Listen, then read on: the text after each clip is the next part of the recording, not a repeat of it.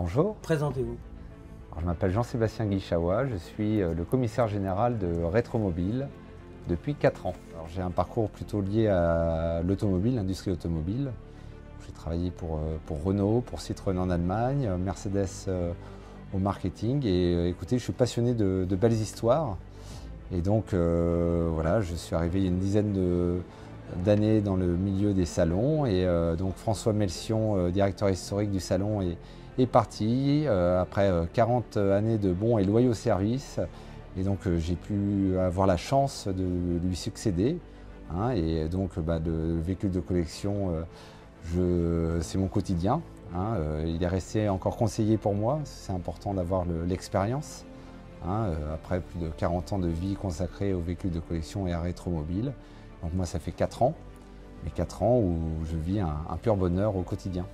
Alors, Rétromobile, c'est déjà une vieille aventure. Ça a démarré en quelle année? Alors, ça a démarré en 1976 sur l'ancienne gare désaffectée de la Bastille. C'était à l'époque 3000 visiteurs et une vingtaine d'exposants. Aujourd'hui, donnez-moi des chiffres, on est à combien de visiteurs? Alors visiteurs, je n'ai pas les chiffres exacts, mais en tout cas pour cette édition 2022, nous allons largement dépasser les 100 000 visiteurs, ce qui est exceptionnel vu le contexte. Alors justement, vous parlez du contexte, vous me lancez une perche. Malheureusement, on n'a pas eu l'occasion de venir à Rétromobile l'année dernière. Cette année, ça a failli ne pas se faire. Une organisation comme celle-ci où il faut reporter des dates, pour vous, ça doit être un enfer à vivre. Dans l'événementiel, il y a eu beaucoup de stop and go. Et donc oui, on devait avoir lieu l'année dernière en février. On a dû reporter en juin. En juin, on savait que ce n'était pas forcément la bonne date pour le véhicule de collection. Après, on a reporté en février. Et malheureusement, après en mars. Mais au final, on a pris la bonne décision. Alors, changement de hall. Communiquer sur de nouvelles dates, c'est pas évident pour un organisateur de salon. Mais au final, le pari s'est révélé gagnant. Une organisation comme celle-ci, au niveau du staff, c'est combien de personnes? Alors à plein temps, c'est une trentaine de personnes, soit pour les équipes marketing, commerciales et logistiques. Et après sur le salon, il y a les agents de sécurité, il y a toute la partie logistique qui fait la réussite du salon. Donc c'est pratiquement 150 personnes. Combien d'exposants?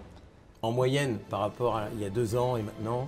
Alors, il y a 2 ans, on était à un peu moins de 500 et là, on est entre 400 et 450. Alors, pas mal de personnes nous ont envoyé leurs questions. Est-ce que l'année prochaine, vous serez au niveau 1, 2-1, 2-2? C'est-à-dire, ce sont les halls, ça. Alors, nous serons dans les halls 1, 2 et 3. Ah, 1, 2 et 3. Le 2-2, il y aura la vente arcuriale. Ouais. Et voilà, donc on sera sur les mêmes proportions que l'édition 2019 et 2020, qui étaient les 2 éditions records de Rétromobile. Alors, partons sur l'année prochaine. Les nouveautés. Alors, on est en train de travailler sur les animations avec Thierry Farge, qui est mon responsable d'animation depuis 1981. Donc, on va aller voir des musées, des particuliers pour les préparer. Et en tout cas, ce que je peux te dire en exclusivité, c'est que ce sera le centenaire des 24 heures du Mans. Donc, nous serons sur la liste du centenaire. Donc, j'ai rencontré il y a quelques jours le directeur général des 24 heures du Mans et Rétromobile sera le premier sur la liste de cet événement international. Donc, il y aura certainement une consonance un peu plus sportive. Avec Arcurial, c'est très important qu'il soit présent. Alors c'est important, c'est une maison de vente aux enchères française. Et en plus, nous avons d'excellentes relations, soit avec Mathieu Lamour, le directeur général, ou Pierre Novikov, son directeur général adjoint. Et alors on sait que c'est la semaine des ventes aux enchères au niveau international. On prend la température avec RM Sotheby's, Bonhams et les autres maisons de vente aux enchères qui sont également exposants sur Rétromobile habituellement. Et voilà, Arcurial, c'est une relation fidèle depuis bientôt 6 ans. Donc, notamment en 2015, on a eu la fameuse vente Bayon qui était absolument extraordinaire et on sait que c'est leur vente phare de l'année. Donc je pense qu'elle est en phase d'être une vraie réussite pour cette année 2022. Alors certes, il y a le salon en indoor, mais en outdoor, il y a aussi des animations. Il y a aussi des animations en outdoor. Ça plaît beaucoup au grand public. Un salon, généralement, les véhicules sont statiques.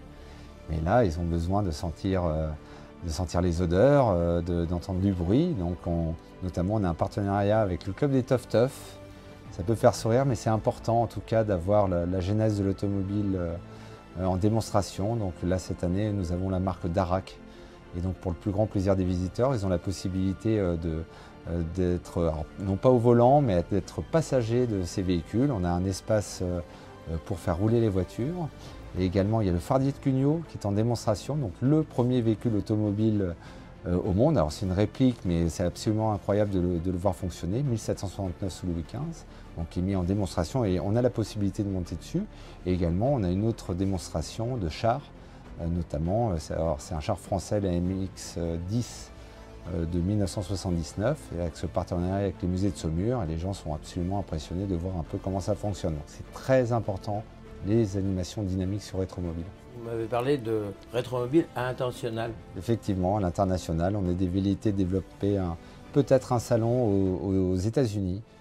Il y a beaucoup d'événements aux États-Unis, mais très peu de salons. Donc, il y a des concours d'élégance, il y a des courses automobiles vintage, mais il n'y a pas vraiment de salon. Donc c'est la patrie de l'automobile de collection, plus de 15 millions de véhicules de collection aux États-Unis. Et donc Rétromobile, vu que c'est un salon qui a une rayonnance internationale, on pense qu'il y a possibilité de faire briller en tout cas un salon français à l'international et notamment aux États-Unis. D'ailleurs, notamment au Hit Parade, Rétromobile se situe où en Italie, en Espagne, il y a les mêmes que vous, une sorte de rétromobile local? En tout cas, au niveau européen, il y a 4 gros salons. Le plus gros salon du monde est à Essen, mais ce n'est pas le plus qualitatif. Vraiment, Rétromobile est considéré comme le plus beau salon du monde. Nous, on n'a pas de volonté d'être le plus gros, ça ne nous intéresse pas. C'est toujours la qualité qui est importante. Et c'est la raison pour laquelle, d'ailleurs, il y a 2 ans, on a reçu le prix du plus beau salon du monde. À votre avis, dans l'avenir, l'automobile de collection aura quelle place? Dans notre société, dans le cœur, etc. Le véhicule de collection, on le voit, est un marché ultra dynamique. Donc en tout cas, déjà à court moyen terme, c'est une économie qui est plutôt en croissance, même en forte croissance. On le voit, les gens aiment se replonger un peu dans le passé, aiment les souvenirs d'enfance. Rétromobile, c'est 23 secteurs d'activité, on le voit qu'ils sont très dynamiques. En tout cas, je dis souvent qu'un salon comme Rétromobile, c'est le reflet d'une économie. Et donc une économie dans le véhicule de collection a prouvé qu'elle était donc en pleine croissance. On voit les chiffres de la Fédération française de véhicules d'époque, c'est 24 000 employés, 4 milliards d'euros de chiffre d'affaires, c'est absolument gigantesque. Et donc, à mon avis, c'est pas prêt de s'arrêter et les gens continueront de rouler, continueront d'acheter des pièces, des miniatures et voilà, on est tous des grands enfants et c'est important de pouvoir se replonger dans le passé et d'avoir des émotions, et de se voir et de parler de la passion, de notre passion qui est le véhicule de collection. On vous remercie vraiment beaucoup pour cet entretien parce qu'après nous, vous recevez qui sur le salon?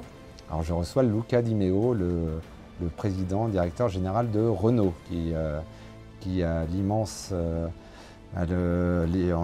plaisir de pouvoir l'accueillir. C'est absolument fabuleux d'avoir des personnes de cette stature dans le milieu automobile sur un salon comme Rétromobile. On vous laisse aller l'accueillir. Mille merci pour cette interview. Merci à vous. À bientôt. À bientôt.